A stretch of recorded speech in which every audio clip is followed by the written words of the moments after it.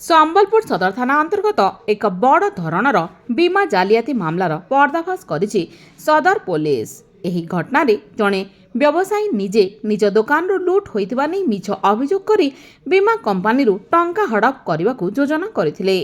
ସୂଚନା ଅନୁଯାୟୀ ଅଭିଯୁକ୍ତ ବ୍ୟବସାୟୀ ପ୍ରିୟା ଇଲେକ୍ଟ୍ରିକାଲ୍ସ ନାମରେ ଏକ ନୂଆ ଫାର୍ମ ଖୋଲି ସେଥିରେ ପ୍ରାୟ 26 ଲକ୍ଷ ଟଙ୍କାର ସାମଗ୍ରୀ ଥିବା ଦର୍ଶାଇ ମିଛ ବିଲ୍ ପ୍ରସ୍ତୁତ କରିଥିଲେ। ବୀମା କରିବାର କିଛି ଦିନ ପରେ ସେ ନିଜେ ଦୋକାନର ସଟର ଓ ତାଲା ଭାଙ୍ଗିବା ସହ ସିସିଟିଭି କ୍ୟାମେରାକୁ ମଧ୍ୟ ନଷ୍ଟ କରିଦେଇଥିଲେ, ଯାହାଦ୍ୱାରା ଏହା ଏକ ପ୍ରକୃତ ଚୋରି ଭଳି ମନେହେବ। ତେବେ ସଦର ଥାନା ଆଇଆଇସି ତଥା ଆଇପିଏସ୍ କୋମଲ ଗର୍ଗଙ୍କ ନେତୃତ୍ୱରେ ପୋଲିସ ଯେତେବେଳେ ଘଟଣା ତଦନ୍ତ ଆରମ୍ଭ କଲା, ସେତେବେଳେ ସେମାନଙ୍କୁ କିଛି ସନ୍ଦେହଜନକ ତଥ୍ୟ ମିଳିଥିଲା। ପୋଲିସର କଡ଼ାକଡ଼ି ତଦନ୍ତ ଆଗରେ ଅଭିଯୁକ୍ତ ବ୍ୟବସାୟୀ ନିଜର ଦୋଷ ସ୍ୱୀକାର କରିଛନ୍ତି।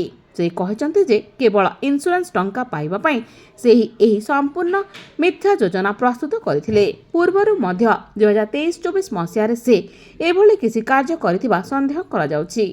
ଏସ୍ପି ମୁକେଶ କୁମାର ଭାମୁ ଏଭଳି ଠକେଇ ବିରୋଧରେ କଠୋର କାର୍ଯ୍ୟାନୁଷ୍ଠାନ ଗ୍ରହଣ କରାଯିବ ବୋଲି ସୂଚନା ଦେଇଛନ୍ତି। ଏହି ମାମଲାରେ ମୁଖ୍ୟ ଅଭିଯୁକ୍ତଙ୍କ ସହ ତାଙ୍କୁ ସହଯୋଗ କରିଥିବା ଅନ୍ୟମାନଙ୍କୁ ମଧ୍ୟ ଗିରଫ କରାଯାଇଛି।